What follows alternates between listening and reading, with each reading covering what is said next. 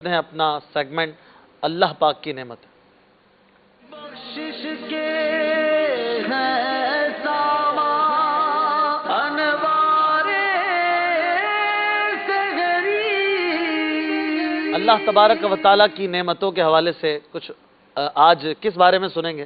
آج انشاءاللہ تربوز کے حوالے تربوز کے حوالے سے آج آپ کو بتایا جائے گا۔ چلیں بھائی، جن کے گھر میں تربوز رکھا ہے وہ نکال بھی لیں، تھوڑا تھوڑا کھاتے بھی رہیں۔ تربوز اللہ تبارک و تعالیٰ کی یہ بھی بڑی عظیم نعمت ہے، اور آج کل رمضان المبارک کے دن عظیم بھی ہے اور بڑی بھی نعمت ہے، بڑی نعمت بھی ہے، اور ہمارے دسترخوانوں پر بھی یہ سجا ہوا ہوتا ہے الحمدللہ، تو اور سستا پھل بھی ہے۔ سستا پھل بھی ہے۔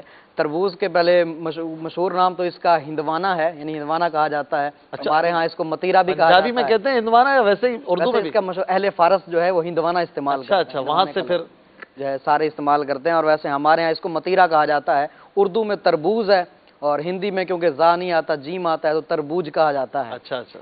تو اب اس کے حوالے سے، تربوز کے حوالے سے کہ تربوز کے کیا کیا فوائد ہیں، تو تربوز کے حوالے سے پہلی بات یہ ہے کہ تربوز جو ہے یہ معدے کو بالکل صاف کر دیتا ہے، خون کی تیزابیت کو دور کرتا ہے، خون کی بالکل تیزابیت کو بھی دور کر دیتا ہے، معدے کو بھی دھو دیتا ہے۔ اور میرے آقا اعلی حضرت امام اہل سنت امام احمد رضا خان نور اللہ مرکزہ فرماتے ہیں کہ کھانے سے پہلے اگر اس کو کھا لیا جائے تو یہ معدے کو دھو دیتا ہے، صاف کر دیتا ہے، اور بیماری کو جڑ سے اکھاڑ دیتا ہے۔ اچھا، واہ۔ اب اس کے کھانے کا طریقہ کیا ہونا چاہیے؟ جب ہم اس کو مارکیٹ سے لائیں تو بالکل ثابت لائیں، ایسا نہیں کہ وہیں پر اس کو کٹا ہوا رکھا ہے تو کٹا ہوا لے آئے، بالکل ثابت لائیں، اور گھر لا کر اس کو ٹھنڈا کر کے اس پر کالا نمک جو ہوتا ہے وہ چھڑک کر پھر اس کو استعمال کیا جائے۔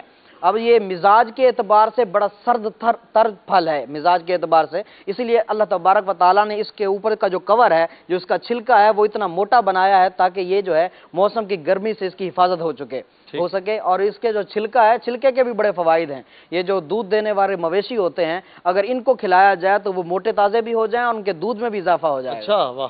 اور جب یہ کھایا جائے تربوز جو ہے، اس کے پھر تقریباً 2 گھنٹے تک پانی نہ پیا جائے، اور اس کے ساتھ چاول بھی نہ کھائے جائیں کہ اس کے ساتھ جو ہے تھوڑا طبیعت خراب ہو سکتی ہے۔ اور اس کے علاوہ یرقان اور جگر کے جتنے بھی امراض ہیں، اطباء کا کہنا ہے کہ جگر کے امراض جتنے بھی، جگر کا ٹھیک طور پر کام نہ کرنا، بڑھ جانا، گھٹ جانا، ان تمام امراض کے اندر یہ کافی مفید قسم کا پھل ہے۔ لہٰذا اس کو جگر کے جو امراض والے ہیں، جن کے جگر کا مسئلہ ہے، ان کو چاہیے کہ اس کو کھایا جائے۔ اسی طرح گرمی کا بخار جو آتا ہے، گرمی کے بخار سے بھی یہ نجات دیتا ہے۔ جسم کے اندر خارش وغیرہ ہو جاتی ہے ان موسم کے اندر، تو خارش سے بھی یہ نجات دلاتا ہے۔ اس کے علاوہ اس کے اور بھی کافی سارے فوائد ہیں کہ یہ آنتوں کو بھی صاف کر دیتا ہے، اور معدے کو بھی صاف رکھتا ہے، اور انسان کو تر و تازگی بھی بخشتا ہے، اور انسان کے چہرے کو بھی نکھار دیتا ہے۔ کیا بات ہے، سبحان اللہ۔ اچھا، تربوز بیل پہ لگتا ہے نا، درخت پہ نہیں لگتا؟ بیل پہ لگتا ہے نیچے زمین۔ عبدالحبیب بھائی، تربوز بیل پہ کیوں لگتا ہے؟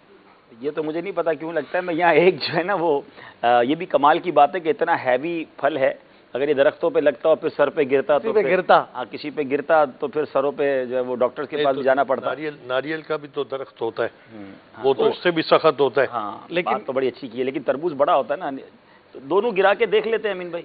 لیکن میں عرض یہ کر رہا تھا کہ تربوز جو ہے وہ شوگر کا جو مریض ہو اس کو بہت زیادہ استعمال نہیں کرنا چاہیے، تھوڑا سا تو وہ چکھ لے، کیونکہ یہ میٹھا بھی ہے نا۔